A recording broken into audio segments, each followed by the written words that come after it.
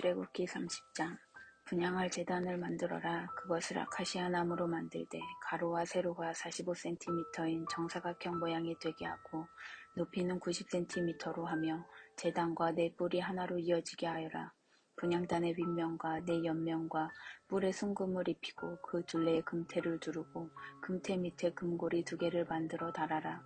2개의 고리를 분향단 양쪽 옆에 달아서 채를 꿰어 들 수 있게 하여라. 채는 아카시아 나무로 만들어 금을 입혀라.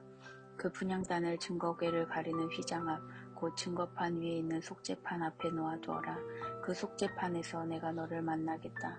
아론은 그 분향단 위에다 향기로운 향을 피워야 하는데 매일 아침 등잔을 손질할 때마다 피우고 저녁에 등불을 밝힐 준비를 할 때도 향을 피워야 한다. 그리하여 대대로 하나님 앞에서 향이 피어오르게 해야 한다. 이 분향단 위에 부정한 향이나 번제물이나 곡식제물을 올려놓고 태워서는 안 되며 그 위에 부어드리는 제물을 부어서도 안 된다. 아론은 1년에 한 차례 분향단의 불을 깨끗하게 하되 매년 속죄제물의 피로 이 단을 속죄해야 한다. 너는 대대로 이렇게 해야 한다. 이것은 하나님에게 지극히 거룩한 것이다. 하나님께서 모세에게 말씀하셨다. 내가 이스라엘 자손의 수를 세어 조사할 때 인구조사를 받는 모든 사람은 자기 목숨값으로 속죄세를 하나님에게 바쳐야 한다. 그래야 인구조사를 할 때 나쁜 일이 일어나지 않을 것이다. 누구든지 인구조사를 받는 사람은 성소 표준 세겔로 무게가 6g 정도 되는 반세겔을 내야 한다. 이 반세겔은 하나님에게 바치는 예물이다. 20살 이상으로 인구조사를 받는 모든 사람은 하나님에게 예물을 바쳐야 한다. 너희 목숨에 대한 속죄세를 하나님에게 바칠 때 부유한 사람이라고 해서 반세겔보다 더 많이 내서도 안 되고 가난한 사람이라고 해서 더 적게 내서도 안 된다. 너는 이스라엘 자손에게서 속죄세를 받아 장막을 유지하는 비용으로 충당하여라. 그것은 이스라엘 자손이 하나님에게 경의를 표하여 기념물로 드리는 기금, 너희 목숨을 속죄하는 기금이 될 것이다. 하나님께서 모세에게 말씀하셨다. 너는 대야와 그 받침대를 청동으로 만들어라. 그것을 회막과 제단 사이에 놓고 거기에 물을 담아라. 아론과 그의 아들들이 그 물로 손과 발을 씻을 것이다. 그들이 회막에 들어갈 때나 제단 가까이 가서 섬기거나 하나님에게 예물을 바칠 때 물로 씻어야 죽지 않을 것이다. 그들이 손과 발을 씻어야 죽지 않을 것이다. 이것은 아론과 그 아들들이 대대로 지켜야 할 영원한 규례다.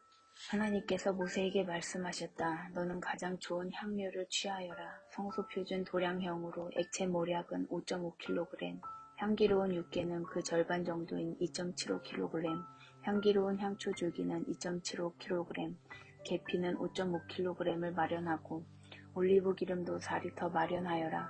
이것들을 향을 제조하는 사람이 하는 것처럼 잘 혼합하여 거룩하게 구별하는 기름을 만들어라. 그것을 회막과 증거궤와 상과 거기에 딸린 모든 기구와 등잔대와 거기에 딸린 기구와 분향단과 번제단과 거기에 딸린 모든 기구와 대야와 그 받침대에 발라라. 그것들을 거룩하게 구별하여 그 안에 거룩함이 속속들이 스며들게 하여라. 그러면 그것을 만지는 사람도 누구나 거룩하게 될 것이다. 그런 다음 아론과 그의 아들들에게 기름을 부어라. 그들을 거룩하게 구별하여 나를 섬기는 제사장으로 세워라. 너는 이스라엘 자손에게 이렇게 일러주어라. 이것은 너희 대대로 내게 거룩하게 구별하는 기름이 될 것이다. 그 기름을 일반인에게 붓지 마라. 너희 몸에 쓰려고 이 혼합법을 모방하지도 마라. 그것은 거룩한 것이니 거룩하게 다루어라. 그 혼합법을 모방하거나 그 기름을 일반인에게 붓는 사람은 누구든지 추방될 것이다. 하나님께서 모세에게 말씀하셨다. 너는 향기로운 향료들 곧 소합향과 나감향과 풍자향을 가져다가 거기에 순수한 유황을 섞어라. 향을 제조하는 법에 따라 그 향료들을 같은 비율로 섞어 향기로운 향을 만들고 소금을 쳐서 깨끗하고 거룩하게 만들어라. 그 가운데 일부를 곱게 빻아서 그 가루 가운데 일부를 내가 너와 만날 회막안 증거궤 앞에 놓아라. 그곳은 너희에게 가장 거룩한 곳이 될 것이다. 너희가 이 향을 만들 때 사사로이 쓰려고 그 혼합법을 모방해서는 안 된다. 그 향은 하나님에게 거룩한 것이니 거룩하게 다루어라. 사적인 용도로 그 혼합법을 모방하는 사람은 누구든지 추방될 것이다. 출애굽기 31장. 하나님께서 모세에게 말씀하셨다. 내가 한 일을 보아라. 내가 유다 지파 사람 훌의 손자이며 우리의 아들인 부살레를 직접 뽑았다. 내가 그에게 하나님의 영을 가득 채워주었고 문양을 그리고 금과 은과 동으로 만들고 보석을 깎아 물리고 나무를 조각하는 등 온갖 공예에 필요한 솜씨와 지식과 기술을 주었다. 그는 탁월한 장인이다.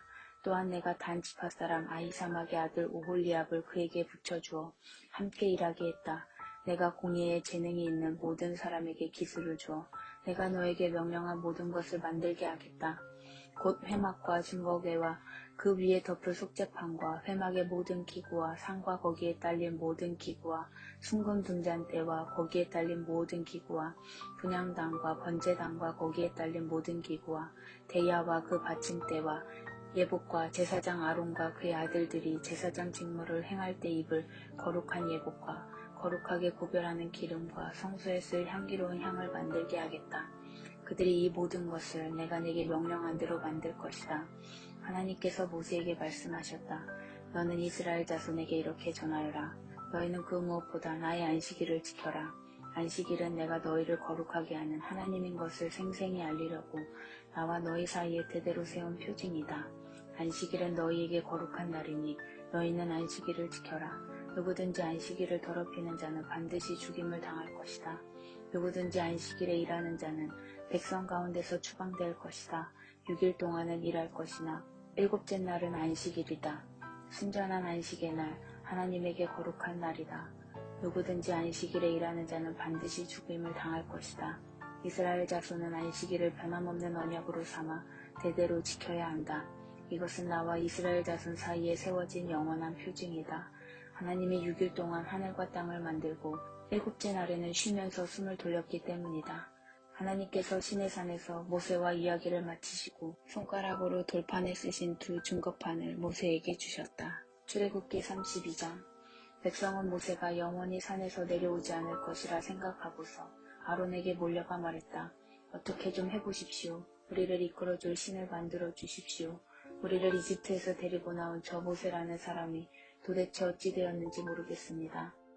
아론이 그들에게 말했다. 여러분의 아내와 아들딸들의 귀에서 금고리를 빼서 내게 가져오시오. 모든 백성이 귀에서 금고리를 빼서 아론에게 가져왔다. 아론이 그들의 손에서 받은 금을 가지고 그것을 주조하여 송아지 형상을 만들었다. 백성의 반응이 뜨거웠다. 오 이스라엘아, 이 신이 너희를 이집트에서 이끌어낸 너희의 신이다. 아론은 사태를 파악하고서 송아지 형상 앞에 제단을 쌓았다. 그런 다음 이렇게 선언했다. 내일은 하나님께 드리는 절기입니다. 이튿날 이른 아침 백성이 일어나서 번제와 화목제를 드렸다. 백성이 앉아서 먹고 마시다가 파티를 벌이기 시작했다. 그것은 급기야 난잡한 파티로 변질되고 말았다. 하나님께서 모세에게 말씀하셨다. 가거라, 내려가거라.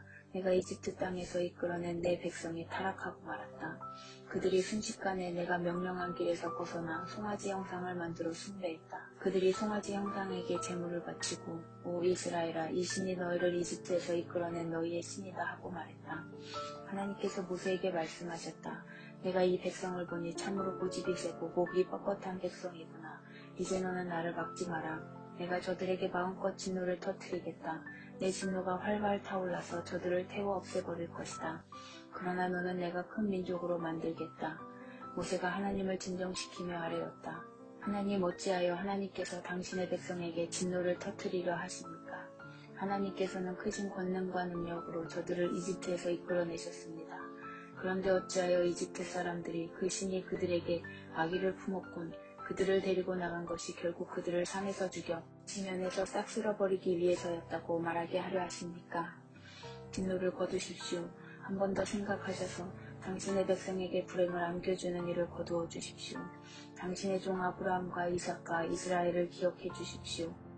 하나님께서 내가 내 후손을 하늘의 별처럼 많게 하고 그들에게 이 땅을 영원토록 주겠다고 약속하지 않으셨습니까? 그러자 하나님께서 뜻을 돌이키셨다. 자기 백성에게 내리시려던 재앙을 내리지 않기로 결정하셨다.